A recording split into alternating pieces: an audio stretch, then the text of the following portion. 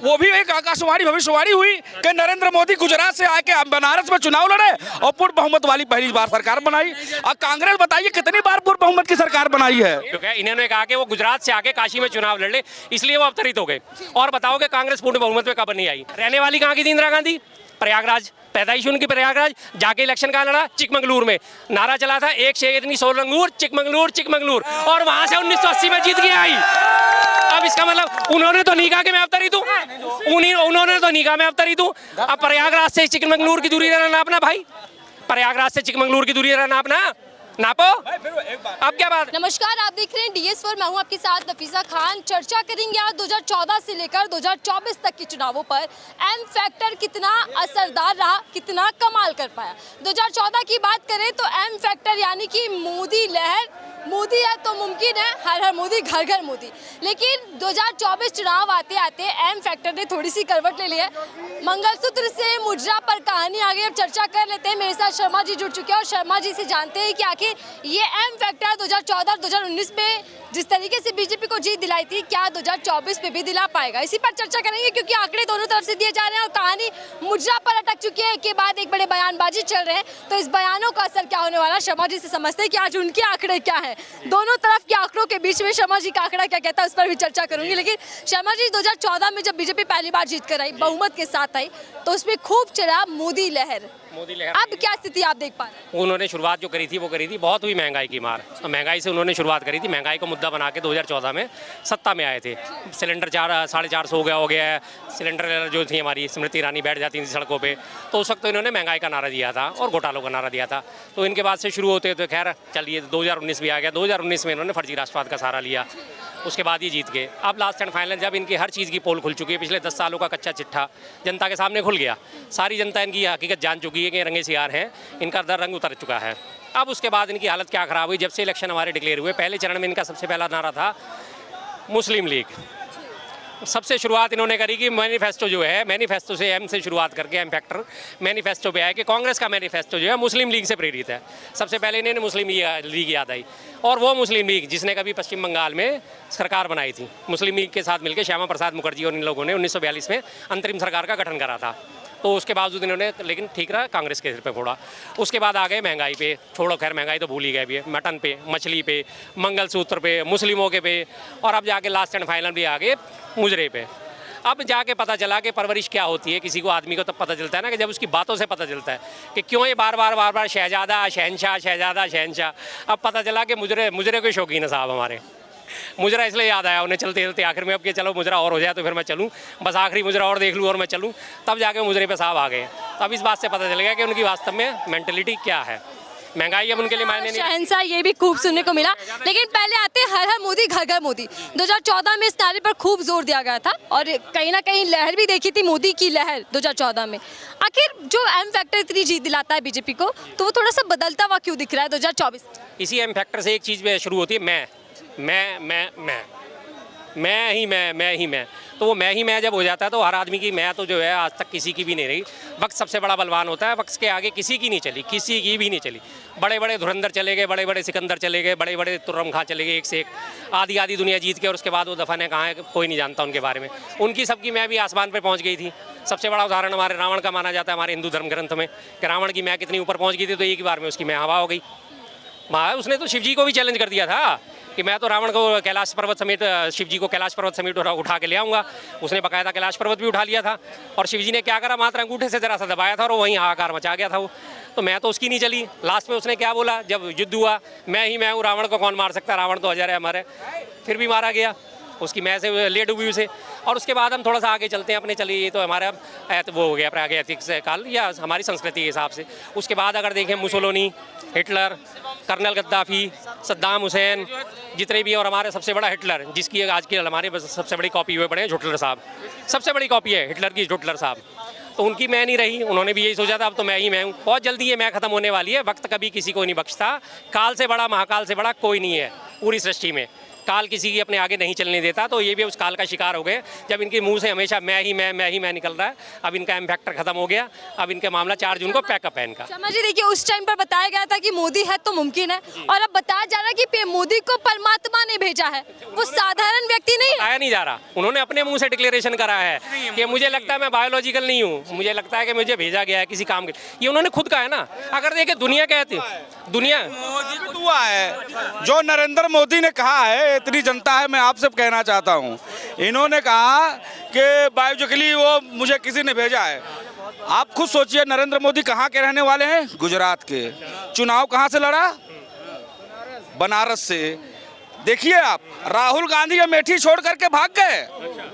राहुल गांधी अमेठी बलिदान किस पार्टी ने दिया बलिदान? उनके बाद बताओ आप आप कह रहे हैं कि मोदी, एक मिनट शर्मा जी, आप ये कह रहे हैं कि मोदी जी को इशारा मिला है ऊपर से कि काशी की धरती से जाकर चुनाव लड़े, और काशी की धरती पर इसलिए जाकर के चुनाव लड़े कि अहिल्याबाई होलकर, सबको पता होगा, जब औरंगजेब ने काशी विश्वनाथ के मंदिर को खंडित किया था, मूर्ति को खंडित किया था, तो अहिल्याबाई होलकर ने ये काम किया था कि वहाँ इंदौर की महारानी थी वो, उन्होंने काशी विश्वनाथ के मंदिर को वहाँ पूजा होता रहे, ताकि एक समाज उस मंदिर को भूल जाता, जैसे हम बाकी मंदिर भूल गए, उस मंदिर को भूल जाता। उन्होंने उस मंदिर को स्थापित किया, मूर्ति को, और वहाँ पूजा चालू होता रहा, और उनको ये पता था कि हमारे बाद कोई ना कोई आएगा, इस मंदिर का जो है भगवान का अवतार, कोई ना कोई आएगा। और वो भी एक आकाशवाणी भविष्यवाणी हुई कि नरेंद्र मोदी गुजरात से आके बनारस में चुनाव लड़े और पूर्ण बहुमत वाली पहली बार सरकार बनाई।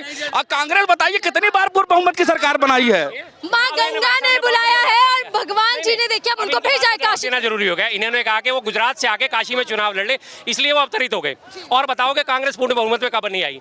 भाई 1977 तक कांग्रेस 27 सालों तक लगातार पूर्ण बहुमत में ही थी, उसके बाद 80 में बहुमत में आई, 84 में बहुमत में आई, अरे 2 बार जी, राजीव गांधी जी, इंदिरा गांधी जी की शहादत। भाई सुनना सीखो, सुनना सीखो, अरे भाई सुनना तो सीखो, सुनना तो सीखो। 1900 भाई साहब एक मिनट यार, डिस्टर्ब हो जाएगा सारा एक एक करके बात करते हैं, एक एक करके बात, एक मिनट सुनना सीखो। सबसे पहला आम चुनाव कब हुआ था भारत देश में? 1951 में। 1951 से 1977 तक बता दो कौन सी गठबंधन की सरकार थी? कांग्रेस बहुमत में थी या नहीं थी? 77 तक 27 सालों 77 में जब आम चुनाव हुए, जनता पार्टी ने अपना गठबंधन बना के बहुत सारी पार्टियों, जयप्रकाश नारायण, लोहिया, समाजवादी सारे नेता थे, खास चंद्रशेखर, सब लोगों ने मिलके उसके बाद जाके हराया 2.5 साल के लिए, मात्र 2.5 साल। 80 में दोबारा आम चुनाव हुए, इंदिरा गांधी फिर वापस आ गई। और इंदिरा गांधी जीती कहाँ से थी? चिकमंगलूर से। याद है? रहने वाली कहाँ की थी इंदिरा गांधी? सुनते रहो, उसके बाद जवाब देना। रहने वाली कहाँ की थी इंदिरा गांधी? प्रयागराज, पैदाइश उनकी प्रयागराज। जाके इलेक्शन कहाँ लड़ा? चिकमंगलूर में। नारा चला था एक शेरनी सोलंगूर, चिकमंगलूर, और वहां से 1980 में जीत के आई। अब इसका मतलब उन्होंने तो नहीं कहा कि मैं अवतरित हूँ, उन्होंने तो नहीं कहा मैं अवतरित हूँ। अब प्रयागराज से चिकमंगलूर की दूरी रहना नापना भाई, प्रयागराज से चिकमंगलूर की दूरी रहना नापो। अब क्या बात है? अब उन्होंने तो कभी नहीं कहा कि मैं अवतरित हूं। दूसरी जगह से चुनाव लड़ लेना, पहले आ रही हूं, मेरे सवाल सुनेगा। क्या अपनी जगह छोड़कर दूसरी जगह से चुनाव लड़ने का मतलब ये होता है कि परमात्मा ने भेजा? बिल्कुल मैं ये मानता हूँ, क्योंकि राहुल गांधी अपनी जमीन छोड़ करके वायनाड भाग जाते हैं, तो वो भी परमात्मा ने उनको बोला कि तू भाग जा रही तो बहुत मुश्किल है। अच्छा, दूसरी बात, चिकमंगलूर की इन्होंने बात किया तो इंदिरा गांधी जी का नारा था उस टाइम पे, चिकमंगलूर एक शेरनी 100 लंगूर। अब इन्होंने क्या किया? महाराष्ट्र में बैठक किया, बेंगलुरु में बैठक किया, तो अब इसमें क्या हुआ? चिकमंगलूर एक शेर बाकी लंगूर। शेर कौन? एक शेर बाकी लंगूर, एक शेर। ये महागठबंधन इनके अंदर दम नहीं था, ये खत्म हो चुके थे, इसीलिए इनको टुकड़े गैंग की जो है इनको समर्थन लेना पड़ा। इनके अंदर दम नहीं था कि अकेले आके चुनाव लड़े। नरेंद्र मोदी तो अकेले चुनाव लड़ रहे हैं। आखिर मोदी जी को हराने के लिए सब 45 पार्टियों के साथ चुनाव लड़ रहे हैं। जनता भी कह रहे हैं, 45 पार्टियों के साथ चुनाव लड़ रही है आज की डेट में। प्रधानमंत्री हमारे एनडीए गठबंधन में 45 पार्टी शामिल है, जिनका ये नारा दे रहे हैं कि अकेले लड़ रहे हैं, अकेले लड़ रहे हैं। अकेले लड़ने का इतना दम है तो कश्मीर में तुम्हारे से 3 कैंडिडेट क्यों नहीं उतारे गए? किसी के साथ गठबंधन तक में नहीं उतार पाए कश्मीर में 3 कैंडिडेट अपना। तुम कह रहे हो कि अकेले लड़ रहे हैं, और पूरी 543 सीटों पर क्या बीजेपी के कैंडिडेट खड़े हैं? नहीं खड़े हुए। 400 के लगभग सीटों पर लड़ रहे हैं, बाकी एनडीए के कैंडिडेट्स लड़ रहे हैं। 45 पार्टियों के साथ गठबंधन बना रखा है, और दूसरी तरफ हमारे जो इंडिया गठबंधन में 28 पार्टी हैं। 28 ज़्यादा होता है कि 45 ज़्यादा होता है? चले गए, खैर हिसाब ही नहीं लगाना आता था। लेकिन शर्मा जी, जो बीजेपी के नेता परमात्मा ने भेजा, मिशन के लिए भेजा, कहीं ना कहीं जनता के बीच में वो बात जा रही है। आखिर मोदी जी को भगवान दिखाने की कोशिश क्यों की जा रही है? देखिए जी, जो दिखा रहे थे अभी आपके सामने कैसे भाग गए हैं। निरुत्तर होके भाग गए ना। तर्क इनके पास होते नहीं, तथ्य इनके पास होते नहीं। इधर से सुना और इधर से बोल दिया, बस। जरा सा थोड़ा सा ऊपर, इधर से सुना थोड़ा सा ऊपर ले जाओ, दिमाग में प्रोसेस करो, कुछ समझ में आएगा कि कौन क्या कह रहा है। पर यहाँ तक तो इनकी बात जाती नहीं, और जाती भी है तो खाली है, वो घूम फिर के वापस मुंह से निकल जाती है। ये अगर खाली ना होता तो ऐसी बात ही नहीं करते। अवतरित कौन हुआ है आज तक? सिर्फ लास्ट हमारे जो अवतरण माना जाता है भगवान बुद्ध का माना जाता है। उसके बाद कल की अवतार जब होगा तब देखा जाएगा। लेकिन इन लोगों ने अपने आप को मैं तो अवतरित हुआ हूँ, मैं अवतरित हुआ हूँ। सिर्फ एक बात बोल के चले गए कि जी वाराणसी से आके चुनाव लड़ लिया इसलिए अवतरित हो। अरे भैया, कौन कहाँ से लड़ रहा है? कहते हैं ना, माँ गंगा ने बुलाया। माँ गंगा ने बुलाया है, हाँ, माँ गंगा ने बुलाया, तो माँ गंगा ने तो सैकड़ों लोगों को बुलाया। शर्मा जी, आप क्या उम्मीद कर रहे थे कि एम से इन चुनावों में क्या क्या शब्द सुनाई देंगे? क्या उससे विपरीत हुआ या फिर वही शब्द? बिल्कुल विपरीत हुआ जी। पहले चुनाव के बाद से जब पहली बात हुई थी, इन्होंने सबसे पहले मैनिफेस्टो अपने लॉन्च करा था। हमें उम्मीद थी कि इस बार महंगाई पे बात होगी, बेरोजगारी पे बात होगी, भ्रष्टाचार पे बात होगी, देश की विकसित बनाने के बारे में बात होगी। लेकिन लास्ट एंड फाइनल हमारी सारी उम्मीदें खत्म हो गई। हालांकि हमारे में गलती है, हमने थोड़ी सी उम्मीदें पान ली थी।